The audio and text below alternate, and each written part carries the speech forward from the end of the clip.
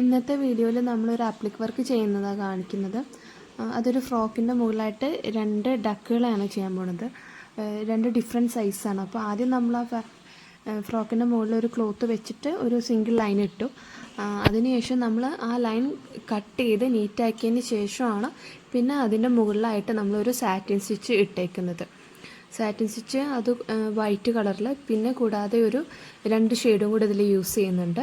ഫ്രോക്കിൻ്റെ ഏറ്റവും താഴ്ഭാഗത്തായിട്ടാണ് ഇത് നമ്മൾ ചെയ്തേക്കുന്നത്.